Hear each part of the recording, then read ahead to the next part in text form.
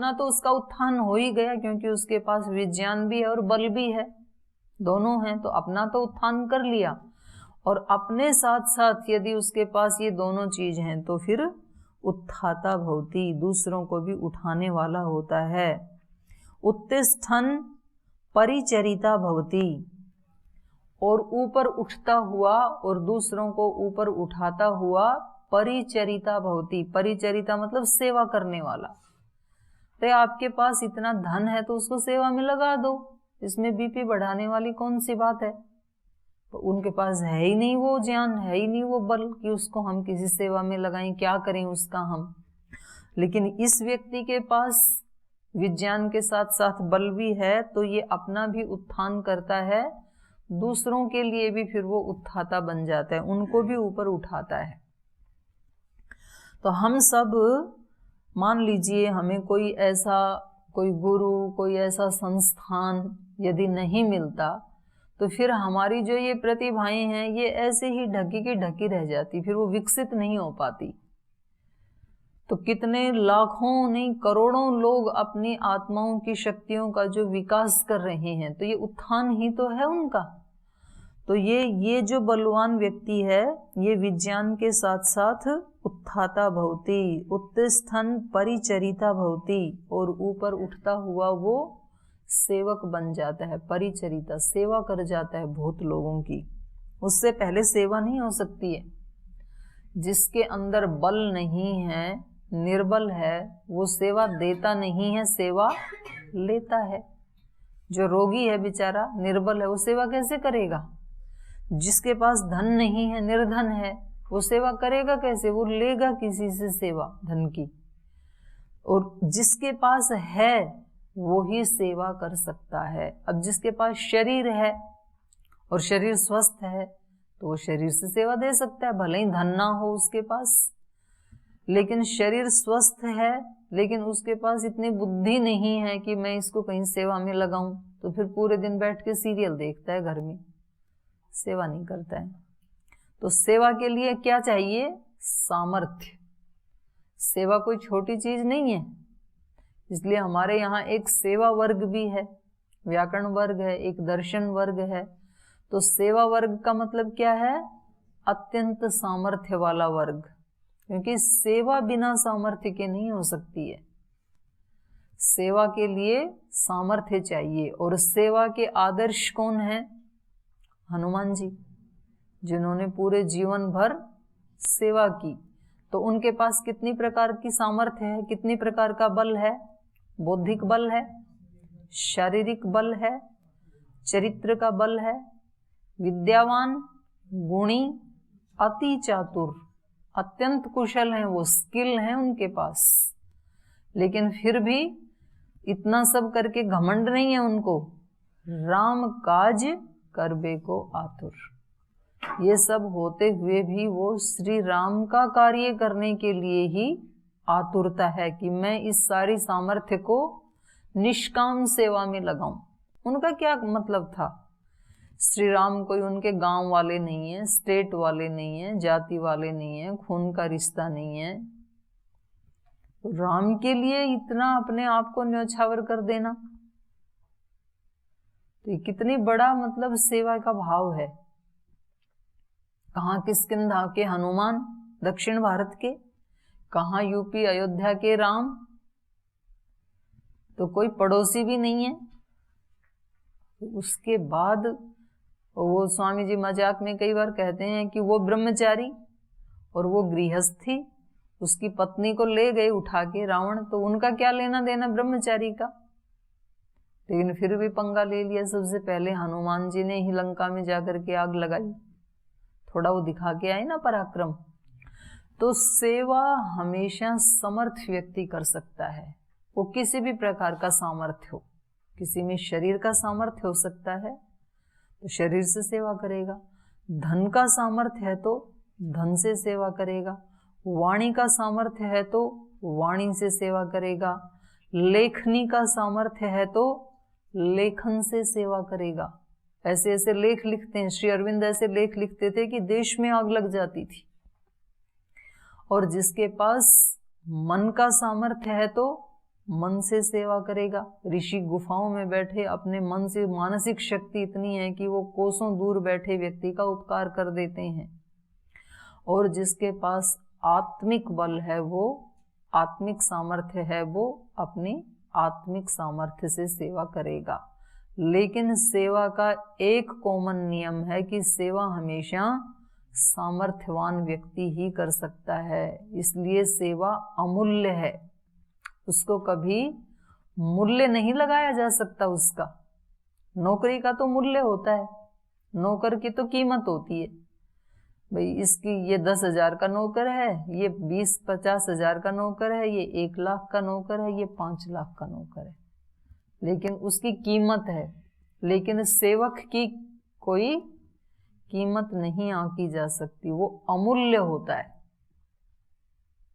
क्योंकि वो प्राणार्पण से कर रहा है उस कार्य को, और दूसरा व्यक्ति उसको केवल पैसे के लिए कर रहा है। इसलिए दोनों के भाव में बहुत ज्यादा अंतर है।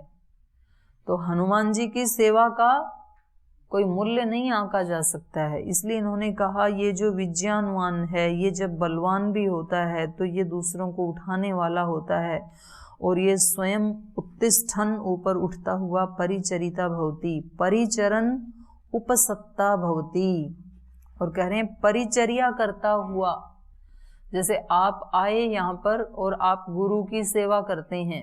पहले तो आश्रमों में गुरुजन जो है वो झोपड़ी आदि में रहते थे, बहुत पास पास रहते थे, और इतना बड़ा उनका होता नहीं था, केवल पढ़ने पढ़ाने का ही फील्ड है। तो कुछ शिष्य लकड़ियां ला रहे हैं, कुछ हवन की तैयारी कर रहे हैं, कुछ गुरुजी के वस्त्र धो रहे हैं, कुछ पैर दबा रहे हैं, कुछ अध्ययन कर रहे हैं। तो किसी भी रूप में वो सेवा कर रहे हैं गुरु की। अभी आप जो अध्ययन कर रहे हैं ये भी क्या है, आपकी सेवा है। आप विद्या अध्ययन कर रहे हैं, ये ही गुरु की सेवा है, भले ही आप कपड़े नहीं धो पा रहे हैं। तो जो अच्छा विद्यार्थी है, अच्छे से पढ़ाई कर रहा है, और जो नियमों में भी अच्छे से उनका पालन कर रहा है, व्रती भी है वो, और विद्या का भी उपासक है, और व्रतों का भी उपासक है, तो वो कहीं भी रहे वो सेवा ही कर रहा है गुरु की। मेरे से कल ही एक सन्यासी भाई आके पूछ रहे थे, बोल जी बहुत सारे लोग जो है ना वो ध्यान के लिए इधर उधर भटक रहे हैं, उस संगठन में जाते हैं, इधर जाते हैं, उधर जाते हैं, तो क्यों ना हम भी एक ऐसा चलाएं ध्यान के लिए, हम ध्यान करवाएं। ठीक है, आप ये मत सोचो कि वो जो इधर उधर जा रहे हैं उनको हम कैसे रोकें, ये कोशिश मत करो। आप ऐसे बने कि आपके पास लोग आए, आपको उनको पकड़ के ना लाना पड़े। कहीं शहद होगा तो चींटियां अपने आप ही आ जाएंगी ना, उनको पकड़ के थोड़ी लाना पड़ता है। और आप पकड़ के लाओगे तो एक को इधर से पकड़ के लाओगे चींटी को, फिर दूसरी को लाओगे तब तक पहली भाग जाएगी, तो तीसरी को लाओगे तब तक दोनों भाग जाएंगी। तो लगे रहना उनको इकट्ठा करने में। अगर आपको इकट्ठा करना है तो क्या है, वहां पे 2 बूंद शहद की डाल दो, आपको कुछ नहीं करना पड़ेगा, अपने आप सारी आके इकट्ठी हो जाएंगी। इसलिए व्यक्ति अपने आप को ऐसा बनाए। श्रद्धेय स्वामी जी महाराज ने अपनी सामर्थ्य को इतना बढ़ाया और आज भी उसी में लगे हैं। तो हम सबको अपनी विद्या की सामर्थ्य, अपने चरित्र की सामर्थ्य, अपने व्रतों की सामर्थ्य, सैकड़ों विद्यार्थियों में से आपका नाम आए, आप एकांत में बैठ के ऐसी साधना करो ना। तो हमें इस चीज की चिंता नहीं करनी है कि कौन कहाँ जा रहा है, मेरी सामर्थ्य कितनी है। अगर मेरे अंदर सामर्थ्य होगी तो स्वयं व्यक्ति की वाइब्रेशंस मेरे पास खींच के लाएंगी उसको, तो खुद आके ध्यान करेंगे। जिसको जिसके पास शांति मिलेगी तो वो आएगा ना। जिसके रोग जिसके पास आकर के ठीक हुए, तो सुबह 4:30 बजे कौन भला हजारों की संख्या में किसी के शिविर में जाता है। तो उन्होंने अपनी सामर्थ्य को इतना बढ़ाया, उसके ऊपर रिसर्च भी किया, उसके लिए साइंटिस्ट भी लगाए। तो आज कहीं भी कोई कार्यक्रम होता है तो जो आने वाले हैं वो लगभग 3 बजे उठते हैं अपने घर से, और 10-20 किलोमीटर से चल के 4:45 बजे जब तक स्वामी जी जाते हैं तब तक तो हजारों लोग वहाँ बैठे मिलते हैं। तो ये अपनी सामर्थ्य को हम बढ़ाएंगे तो दूसरे तो खुद आएंगे। हमें इस चक्कर में नहीं रहना है कि भाई हम दूसरे को कैसे वश में करें, दूसरे को ऊपर कैसे अधिकार करें, हम वैसे कैसे बने। कहीं कोई पुष्प खिलेगा तो मधुमक्खियां तो अपने आप आ जाएंगी, उसकी सुगंध जाएगी ना, पराग फैल जाते हैं। तो हम अपने उस पुष्प को विकसित करने का प्रयास करें, हम स्वयं वैसा शहद बनने की कोशिश करें। तो जो भी हमारा वर्णाश्रम धर्म है, हम विद्यार्थी हैं तो अपनी पूरी सामर्थ्य ईमानदारी से किस में लगाएं? पढ़ाई में लगाएं। हम ब्रह्मचारी हैं तो हम पूरी सामर्थ्य अपनी किस में लगाएं? ब्रह्मचर्य की साधना में लगाएं। ब्रह्मचारी को कैसे होना चाहिए? आदर्श ब्रह्मचारी को। हम यदि गृहस्थ में हैं तो एक आदर्श गृहस्थ कैसे हो सकता है, वैसा बनने में हम अपनी सारी शक्ति लगाएं। तो वो तो अपने आप ही फिर सूर्योदय होता है तो प्रकाश हो ही जाता है। तो इसलिए इस व्यक्ति के बारे में क्या बताया?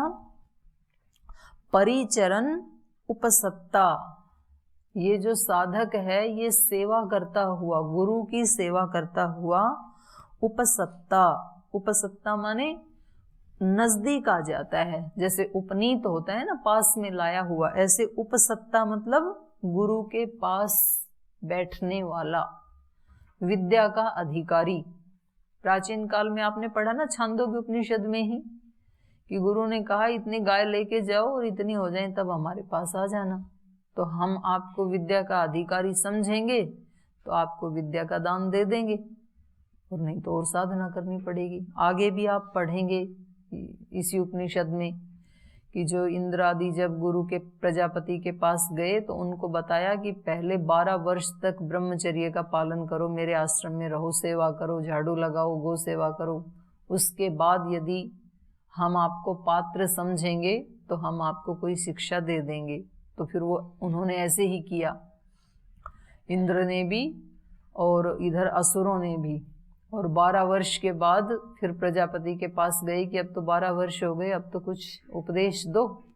तो फिर एक शब्द बोला, दो, बस इतना ही बोला। फिर बोले आगे, बोले आगे और 12 वर्ष तपस्या करो, उसके बाद आगे का बताएंगे। तो ये विद्याधिकारी उपसत्ता, सेवा करता हुआ, परिचरण करता हुआ, परिचरण उपसत्ता भवति। गुरु के पास, उपसत्ता माने गुरु के पास बैठने वाला, विद्या का अधिकारी बन जाता है। जो सेवा करता है, मतलब आप में से जो अच्छे विद्यार्थी हैं, जो सेवा करते हैं, जो अपनी सारी सामर्थ्य इसमें लगा रहे हैं विद्या में और व्रतों में, वो क्या हो जाएंगे? गुरु की कृपा के अधिकारी। उसको कहा यहाँ पर उपसत्ता। सेवा करता हुआ, जो जिसकी सेवा करेगा वो उसकी कृपा का पात्र बन जाएगा। तो सेवा करता हुआ ये उपसत्ता भवति, कृपा का पात्र बन जाता है, अधिकारी बन जाता है।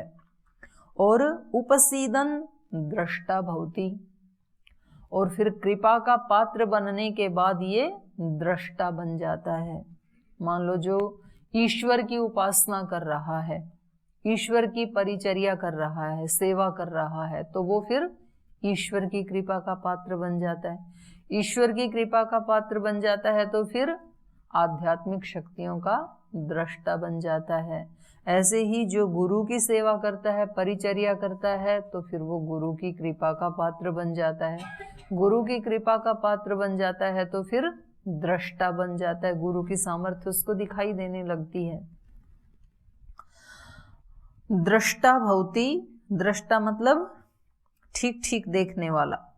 परिचरण उपसत्ता भवति, उपसीदन निकट रहते रहते दृष्टा भवति। उपसीदन उसके निकट रहते रहते क्या हो जाता है?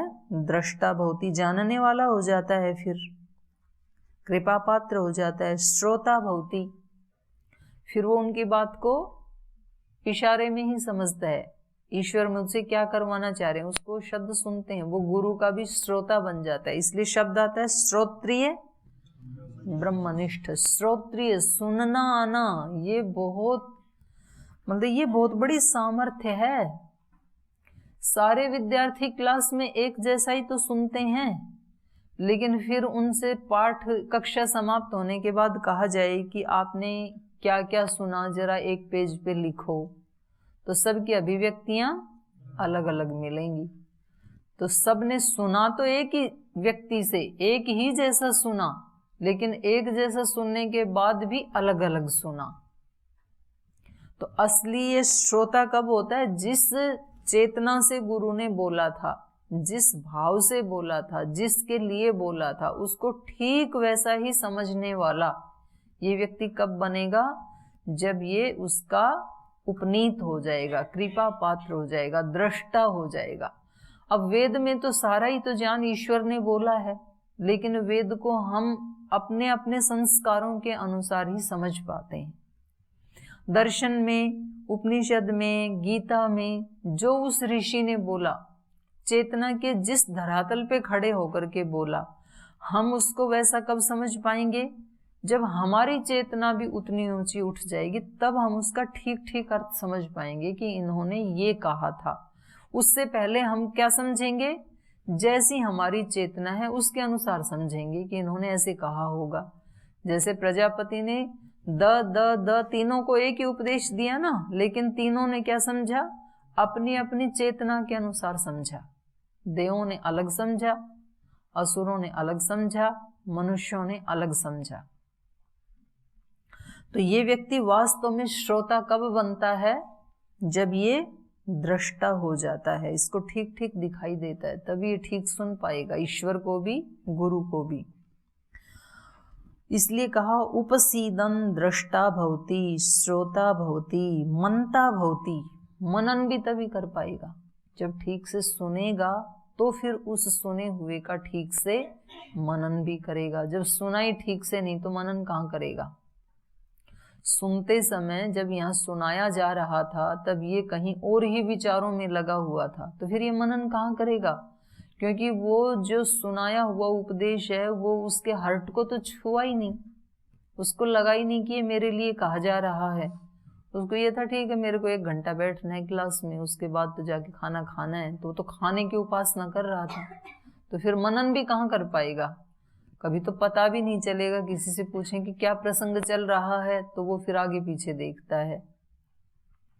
तो ये दृष्टा भवति, श्रोता भवति, मनता भवति, और जब उस पे मनन करता है ना, तब फिर ये बोधा भवति, तब ये उसको जान पाता है, बुद्ध बन जाता है फिर ये। और जो बुद्ध हुआ सो शुद्ध हुआ, और शुद्ध हुआ सो बुद्ध हुआ। दोनों एक दूसरे के साथ अन्योन्य आश्रित हैं। जितनी जितनी शुद्धि बढ़ेगी उतनी उतनी बुद्धि बढ़ेगी, जितनी जितनी बुद्धि बढ़ेगी उतनी उतनी शुद्धि बढ़ेगी। तो ये श्रोता भवति, दृष्टा भवति, श्रोता भवति, मनता भवति, बोधा भवति। किसी चीज पे मनन करते हैं ना, तो फिर वो चीज अपनी हो जाती है, फिर वो बोधा हो जाता है वो व्यक्ति। और जब उसको समझ में आ गया, बोधा हो गया, तो फिर वो कर्ता भवति, फिर वो वैसा ही करेगा। उससे पहले व्यक्ति नहीं करेगा, करेगा तो भी वो जबरदस्ती उससे करवाएंगे तो भी उसका वो परिणाम नहीं आएगा। तो वास्तव में कर्ता कब होता है व्यक्ति? जब वो उसके महत्व को जान लेता है, उसके समझ में आ जाता है, तभी वो कर्ता होता है। बोधा भवति, कर्ता भवति। अब किसी व्यक्ति को आप ले जाओ यज्ञशाला में और आप कहो कि व्यायाम करो, और उसको समझ में ही नहीं आ रहा कि व्यायाम का परिणाम क्या है, तो वो कर भी लेगा तो उससे वो रिजल्ट नहीं आएगा जो उस दूसरे व्यक्ति का रिजल्ट आ रहा है, जो उसके महत्व को समझता है। तो एक व्यक्ति वो है जो प्राणायाम के महत्व को समझता है और फिर प्राणायाम करता है। दूसरा ये है कि उसको बिठा दिया, ठीक है थोड़ी बहुत श्वास लेगा, कपालभाति करेगा, लेकिन महत्व को नहीं जानता है। दोनों का परिणाम अलग आएगा। बेशक आप मशीन लगा करके चेकअप करवा लो, किए थे ना यहाँ पर लैब में आप लोगों की, तो वो कितनी देर किया, किस स्पीड से किया, किस भाव से किया, वो अलग अलग परिणाम आएगा। इसलिए इन्होंने कहा वास्तविक कर्ता ये कब बनेगा, जब ये बोधा भवति, जब इसको ज्ञान हो जाएगा, जब पूरा स्पष्ट दिख रहा है, और उस समय जो कर्म करेगा वो ही वास्तव में विशुद्ध कर्म होगा।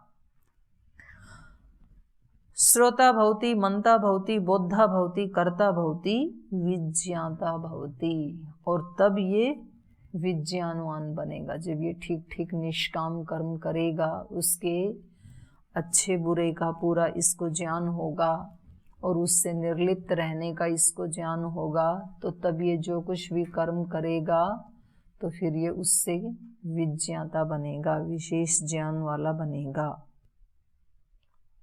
तो ये बल की महिमा है। तो आगे बता रहे हैं, बलेन वै पृथ्वी तिष्ठति, बलेन अंतरिक्षम, बलेन द्यौः, बलेन पर्वता, बलेन देव मनुष्य, बलेन पशवश्च, वयांसि च तृणवनस्पतयः, श्वापदानि कीट पतंग पिपीलिकम, बलेन लोकः तिष्ठति, बलम उपास्व इति।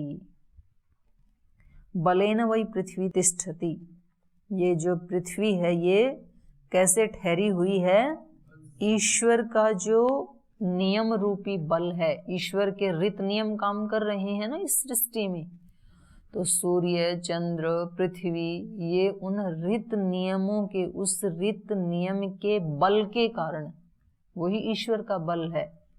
तो सब घूम रहे हैं अपने अपने ऑर्बिट में, बहुत स्पीड से घूम रहे हैं, लेकिन तो भी इधर उधर किसी के ऑर्बिट में प्रवेश नहीं करते हैं, गिरते नहीं हैं इधर उधर। तो ये क्या है, किसी एक महान सत्ता का बल है, ईश्वर के ऋत नियमों का बल है। तो नियमों में भी बल होता है, जो रोजाना नियमों का पालन करता है ना, तो उसमें बल आता है, एक नियमों का अपना एक बल है। तो उस व्यक्ति के सामने बोलने की फिर किसी दूसरे की हिम्मत नहीं होती है, क्योंकि उसने कोई चांस ही नहीं छोड़ा बोलने के लिए। तो उनके बड़े व्यक्ति हैं, वो भी उनके उस आचरण से अभिभूत होते हैं।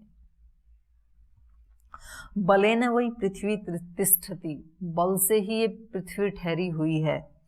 बलेन अंतरिक्षम, ये अंतरिक्ष लोक भी ईश्वर के नियम रूपी बल से ठहरा हुआ है। बलेन द्यौः, द्योलोक भी, सूर्य भी ईश्वर के ही ऋत रूपी बल से चमक रहा है, ठहरा है।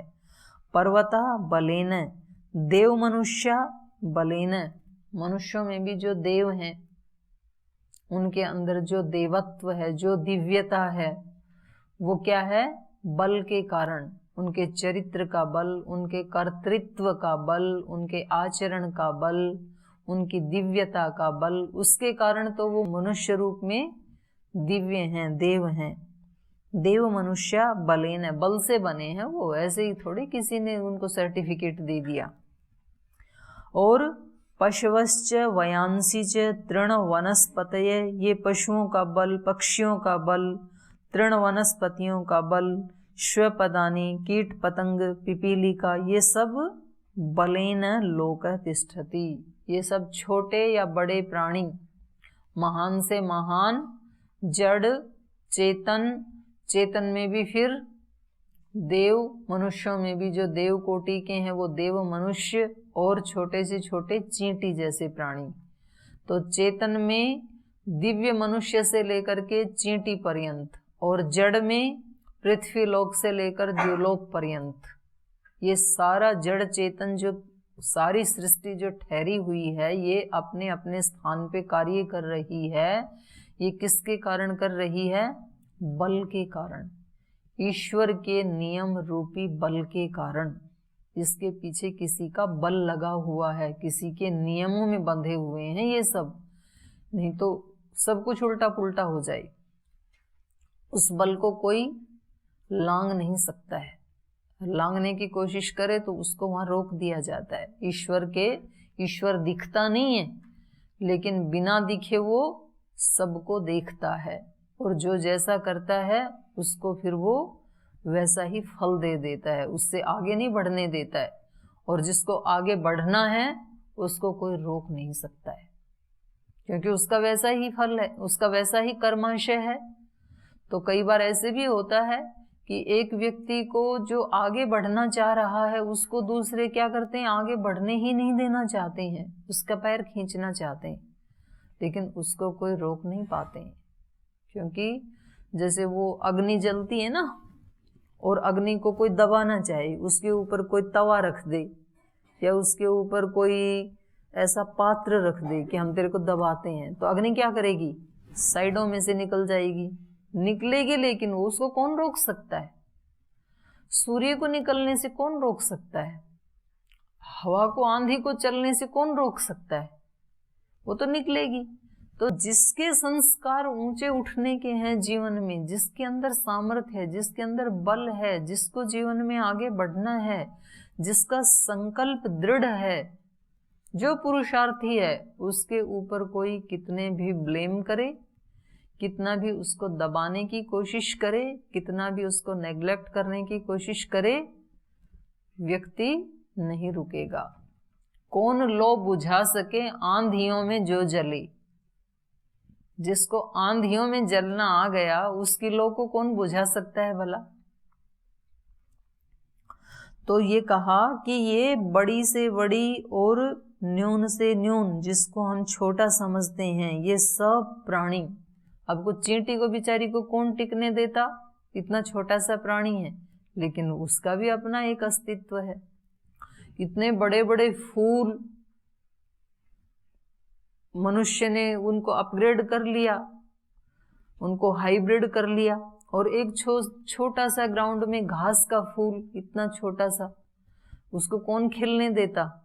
ईश्वर की व्यवस्था से वो भी ऐसे झूम रहा है हवा में, वो भी प्रसन्न है।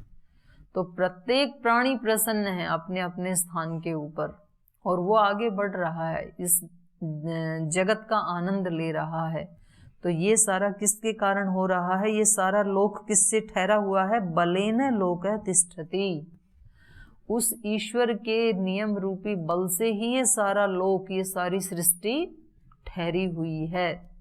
इसलिए बलम उपास्व, नारद तू बल के महत्व को समझ, चारों प्रकार के बल की तू उपासना कर। जितना जितना तू बलवान होगा, उतना उतना ही तू सुखी होता चला जाएगा। तो आज इस प्रसंग को यहीं विराम देते हैं, शेष कल पढ़ेंगे।